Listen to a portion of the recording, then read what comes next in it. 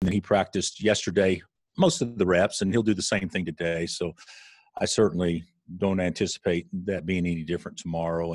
And Marcus, he did a little bit yesterday, not a lot, but we're hopeful, depending on what the docs say, that he'll be to the point where he can be a full go, even though that has not been determined yet as of a few minutes ago. Bill, among others, DeJuan, Tristan, and David really stepped up for your team on Tuesday. What impressed you about those three, and what does that mean going forward? Well, I hope it's a springboard. I hope it's confidence. I thought David played to his size and did a really nice job for the most part against one of the better bigs in our league, and Samuels, and Juan ran the team like he's supposed to. He was solid. He didn't do anything real flashy, but he just got everybody involved and was a good ball mover and defended pretty well. And then Tristan, I felt like probably had about his best game of his career thus far. He made shots, but even more than that, his activity level was better and did some nice things. So hopefully, we played pretty good as a group the other night, much better than what we had prior. But hopefully it was a good confidence builder for all three of those guys, because all three of them needed something good to happen. How would you sum up the season so far for Ochai Agbaji, and what do you think he's done best this year? Well, what he's done best is probably be efficient. He's a pretty efficient offensive player. He shot, a pretty decent percentage from inside and outside the arc. He's been better handling the ball, and even though I wouldn't consider him John Stockton yet passing the ball, but he's certainly taking better care of it and distributing it better than what he did last year. So I just think he's been very efficient, and he's been aggressive, and he's had a pretty solid year. Bill, you talk about Dave playing to his size the other night. Is that a mentality thing? Is that a comfort level? What do you think is kind of the key to keeping that rolling the rest of the way? I think everybody, it shouldn't be a revelation that you want bigs to play to their size. I mean, that's to be something that guys wake up every morning thinking about. Well, I want to play bigger than what I am actually, and I think David from a shot blocking or altering or low post positioning, posting deeper, or making your opponent catch it further out. That takes some physicality to do that. And I just thought he played to who he is. I mean, he's a 6'10.5", 250-pound man. I mean, and I thought that's what he just played more to what he is the other day. And then when you do that, you naturally make shots because you're worried about all the right things. So did you think his effort led to him getting those, high percentage shots inside? His shot selection seemed like he was getting a lot of stuff that was right around the rim. You know what, Benton? I think David's effort is always good. I think sometimes guys can try really hard and give really good effort, but it doesn't look like they're doing it because they're a little out of whack in some form or fashion, or balance is off, or techniques off some, or whatever. I think David has, for the most part, always given great effort. I don't think he's always played well, and that effort wasn't something that you can look to during certain games, because even though he's given effort, maybe the production wasn't there to make it look like it was great effort. But I'll never fault him on effort. But I do think that he got to do some things from a technique standpoint that allow him to create opportunities to get easy baskets. And I thought he did that. And when he was in position to get them the other day, I thought he did a better job of finishing or demanding the ball, or put himself in positions where they had to throw it to him. Hey, how does this team match up with OU's offense and specifically Manic? How does our team match up? Yeah, this group that you have. Well, I think when you play OU, you're going to have to score some points. I think that's probably what you're getting at, man, because they're pretty efficient offensively, and sure, Lon's teams are always good offensively. They you can talk about Manic and Reeves and of course Gibson, the young kid off the bench that's just been on fire up until the last game. They pose some serious problems. And Harmon's having a really good year.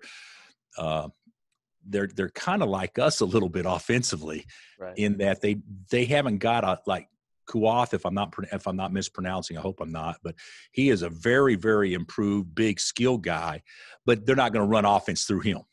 And kind of like with David, even though I think David has potential to be a 12-10 guy, we're probably not going to run offense through him, although we probably like to more than what we have.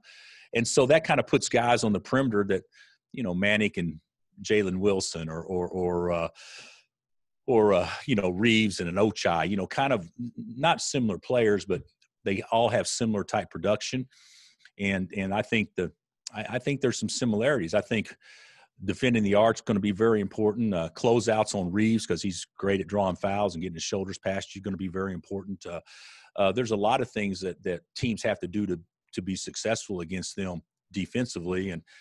And I think we're capable of doing, even though we haven't demonstrated it night in and night out. But it'll be a good challenge. I mean, it'll be a real challenge for us because they can run bad offense and come away with 3 points.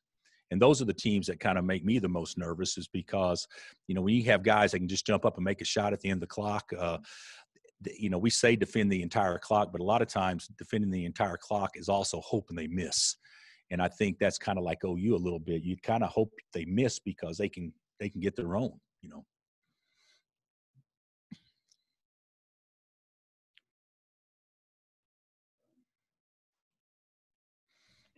Did Bill Raftery go to sleep? I don't even know if he's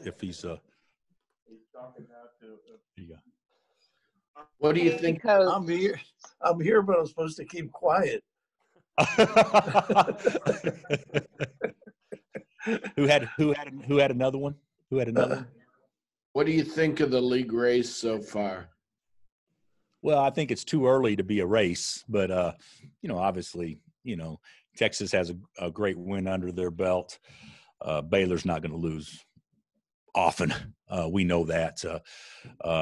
For us, we have to, remain close contact, and we got to take care of business at home, and being 3-1 at this point, based on the teams we played, I would probably say before the season, I'll take that.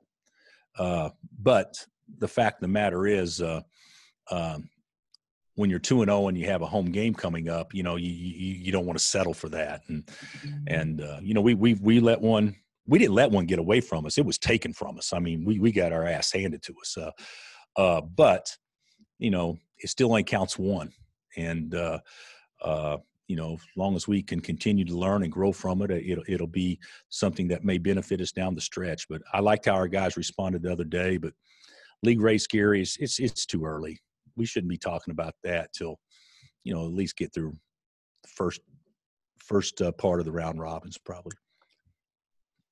Hey, Bill, thanks for letting me hop in here real fast, if I can. I'm writing a story on college basketball coaches, what they think about wearing casual stuff on the sidelines after years of wearing suits.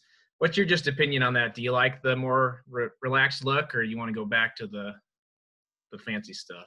No, well, first of all, my dry cleaning bill and my clothing bill has deteriorated. There's certainly dry cleaners in town aren't very happy right now because you don't really have to get sweats dry cleaned that often. So I actually like it. I doubt I go back.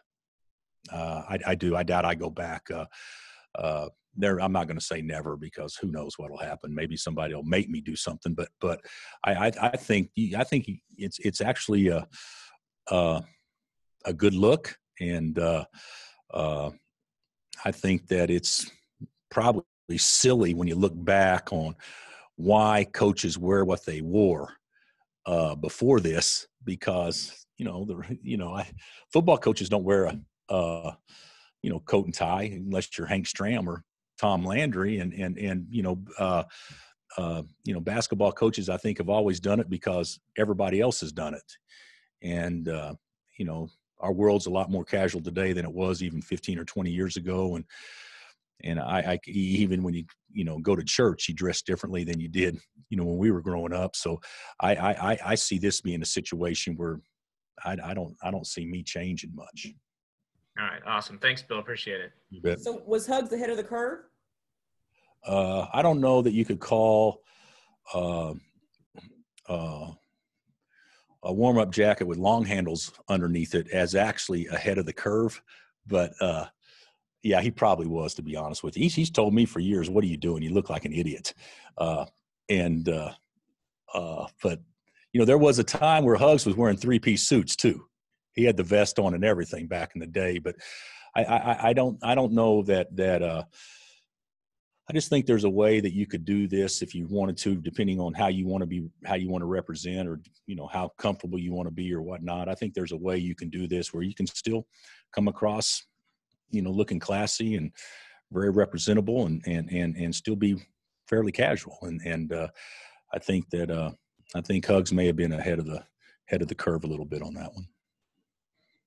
Hey, real quick on Marcus, do you think you'll want to know tonight, or will you go to game time, shoot around type of thing before you? No, I don't think so. I don't think so, Matt. We'll know whenever the docs say, hey, he's 100% good to go, and we think that's going to be the case. We do. We just, there's I would say the doctors with all sincerity. We've been cautious moving forward. We didn't play a game on Wednesday. We didn't play a game on Thursday. We don't play a game today. So we've been cautious moving forward, but I do expect him to be good to go, so to speak. But we're going to wait until he's evaluated, and we'll go from there. Coach, who would you say are some early leaders at this point of the season? Some early leaders for us? Yes, sir. Well, I would say the guys that are probably playing the majority of the minutes. I when you talk about who's played the best, you'd have to put Jalen and Ochai as our most consistent, and then Christian, Marcus, and David, or whoever has shown flashes. I mean, they definitely had great moments. But when you talk about just pure leaders, I really think that Marcus, more so than anybody, and Ochai have probably been as good of leaders as we could have ever hoped they would be. And then Jalen Wilson is kind of merging into that, even though he's just a freshman. But I think we've had pretty good leadership. The one thing I would say from a negative, I didn't think we demonstrated much at all against Texas last Saturday. When things are going bad, I didn't think anybody really rallied the troops or attempted to rally the troops. So you can't say our leadership has been a level 10 each and every day. But for the most part, it's been pretty good. When you talk about leaders, you talk about doing the right things off the court, not putting us in harm's way, being responsible, a lot of things that go into it. And I think our guys have been really good at that, really good. All right. Thanks, Coach. Thanks, Coach. You have time for one quick one, Coach? Can you hear me? Yeah. We've seen a couple of COVID cancellations now. SEC's got a couple of games. Your women's team. Where do you guys think college basketball is right now as we get into 2021 on handling this, and how's it been for your guys? Well, we've been fortunate. I think our guys have handled it very well, but also handling it very well in today's times has an element of luck that goes with it. And if you don't handle it well, has an element of being very unlucky that goes with it. So I don't think anybody can point to somebody does it better than the other person because the other teams have had cancellations or whatever. Sometimes it's just good fortune. But I think our guys have been terrific. I think college basketball, if I was going to be so candid, and Bill knows better than me, and maybe this would be a question for him, but, I don't feel the same excitement about our game this year as I have in other years. I think it's hard to feel that without the presence of fans in the stands, those sorts of things. I feel like that there's a much more important element going on in our world today than playing college basketball, which beforehand, even though there's a lot more things more important to college basketball, but to me and to us, that was the most important thing going on. I don't even feel that we even sense that right now because of the pandemic and other issues that's going on. So I don't think college basketball is in a bad place. I don't think it's in a bad place, but it's not in a place that anybody wants it to be either. but there's just so many elements outside of the control. I think what the NCAA has done and Dan Gavitt has done to lay out what the criteria is, where we're going to play this, and this, I think it gives our sport optimism going into this, that we will positively have that, even though nothing's positive. But I think that's a plus. I also think when you get into league races, and you guys may disagree, with the testing protocol that goes on within teams that you're going to be competing against all the time, I think sometimes that gives you an element of optimism, because you know exactly what you have to do, and the people that you're playing against have to do the exact same thing. So we'll have issues, but our league hasn't had many thus far, which is good. I'm optimistic about this, even though I know the rate is higher than it's ever been, and I believe yesterday we experienced more deaths in a day than we ever have, which is so ridiculously sad. But that comes after the Christmas vacation. It comes after the New Year's Eve stuff, and even though there'll be more things that will happen due to those gatherings, but for us and all the teams that we play against, coming back on the 26th or 27th and having 10 or 12 days of negatives, things like that, gives you hope that we got through a tough stretch. I mean, so it's not great, but I still think it's salvageable, and hopefully we can continue to be fortunate and have some good fortune, and everybody still kind of buy in. But the fact of the matter is, if we don't, there's no fingers to be pointed at. It's just the way our times are. So. All right. Thanks, Coach. Thanks, Coach.